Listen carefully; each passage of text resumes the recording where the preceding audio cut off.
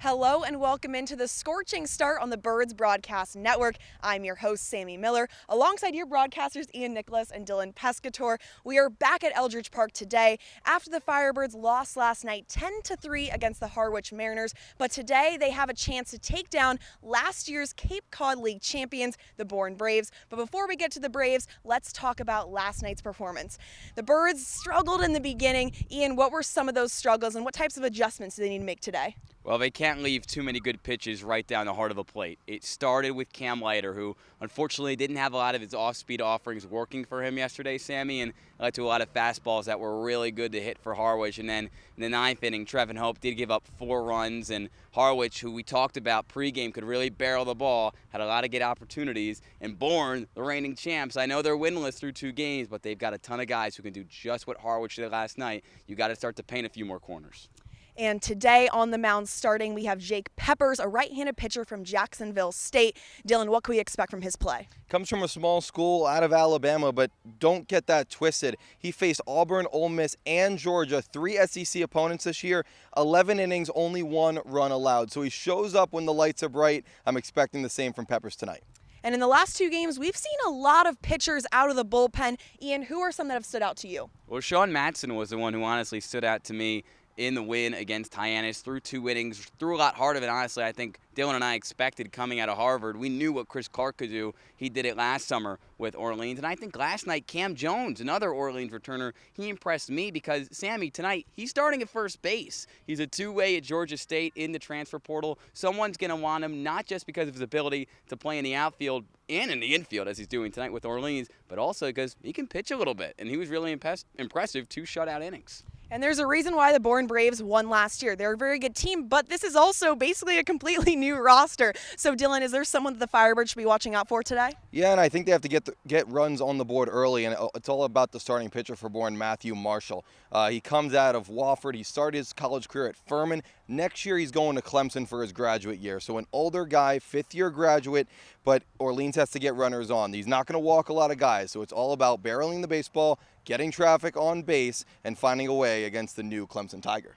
And Ian, you know what time it is. I need your key for the game. I got the key, and it actually piggybacks off what Dylan said. If Orleans gets runners on, they have to do better than 3 for 20 in scoring position. Because through 2 games, runners in scoring position, they are hitting 150. That is not going to cut it. Orleans has had opportunities in the first 2 games to break it open, has not capitalized. Tonight has to be the night in what could be a high-scoring game to go blow for blow with Bourne.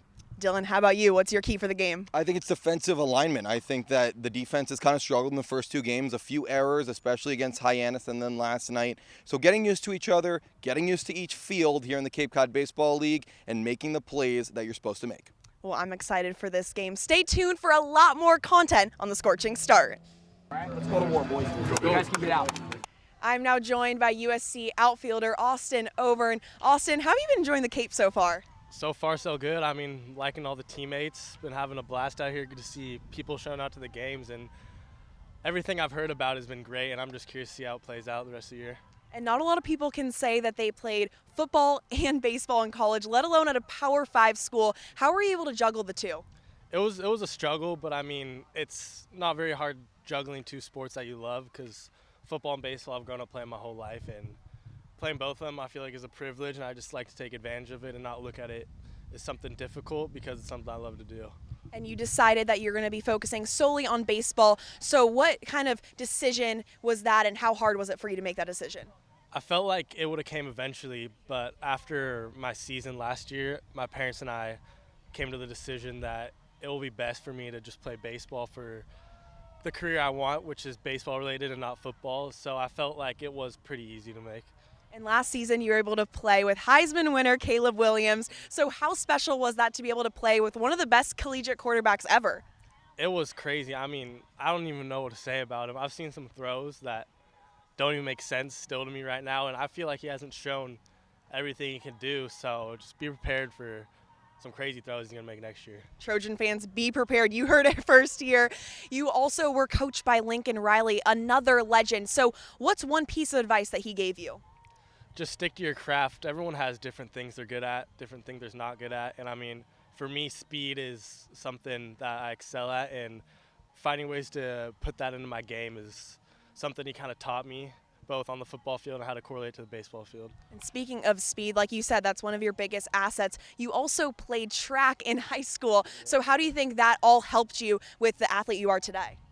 I feel like from an explosive standpoint, it helped me. I don't really think I gained much top-end speed because I feel like it's hard to train that more than the first 10 yards is what I really worked on in track. And I feel like stealing bases, getting out of routes, I feel like it helped me in that aspect of the game. But it was a grind. Track, I don't know about you guys, but track, it was crazy. It was harder than football and baseball for me easily.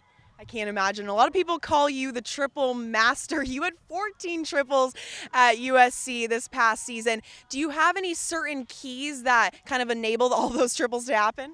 I mean, not really. If I see in the gap, I'm just thinking three. I don't even look at coach. There doesn't even have to be a coach at third. I'm just going. I'm going until, luckily I haven't been thrown out at third yet, knock on wood, but hopefully we can keep the streak going. We definitely want to keep that streak going. And last season, you had an incredible rookie campaign at USC, all Pac-12 team, all defensive team. What was your overall experience with the Trojans?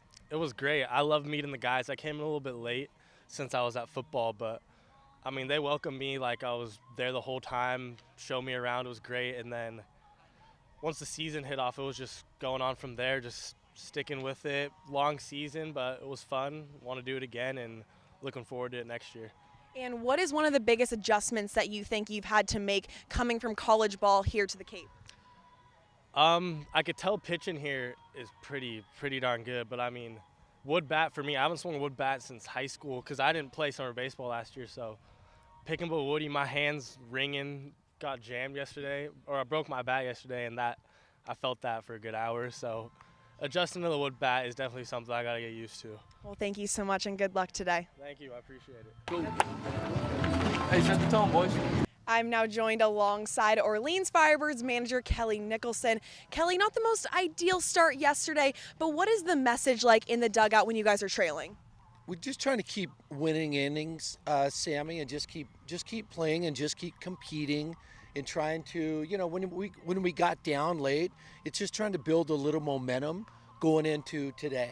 And I thought our guys did that. I thought they did a good job. They kept competing. They kept having pretty good at bats, and that's going to happen. You've been up here long enough. I know for one thing, we're not going undefeated this summer.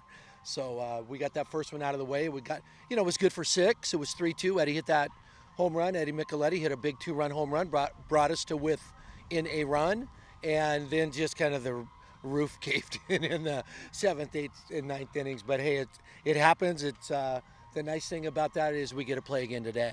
And speaking of Eddie Micheletti, he had that beautiful home run, the first home run at Eldridge Park this season. I spoke to him after the game. He said he almost had tears in his eyes because he grew up coming to Eldridge Park, watching these games. So how important is it to have these players really love and respect this league? Yeah, I think it's super important. We tell them it's the best collegiate summer league in the country. And when the USA team is not playing, and there are 5 games in the Cape Cod Baseball League, they're playing in one of the 5 best amateur leagues in the United States of America. And when you kind of step back and realize that, it's pretty powerful, but it's true. And it's cool that Eddie appreciates the league like he does. Yeah, he was fired up when he got into the dugout. It was cool.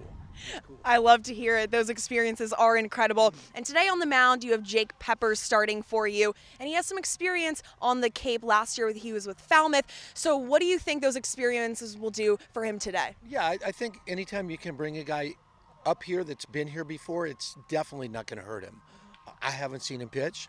We're looking forward to seeing him pitch as well. So he's supposed to be pretty doggone good. So, we're about 90 minutes away, so I'm looking forward to first pitch. And Coach, I need a key for the game. What do you need to do to beat these Bourne Braves? Well, you're going to hear it all summer, and it's going to be super repetitive, Sammy. We need to throw strikes. We need to put the ball in play. We need to play catch defensively and be mindful on the bases. And if we can do all 4 of those things tonight, it'll give us a chance to win. It doesn't guarantee that we're going to win, but you have to do those in this league. The opponents are always too good every night. Well, thank you, Coach. I appreciate it, and good luck tonight. You bet. Thank you, Sammy. Who's got it? Well, that'll do it for this edition of the Scorching Start on the Birds Broadcast Network. Make sure you tune in at 6:30 when the Orleans Firebirds take on the Bourne Braves.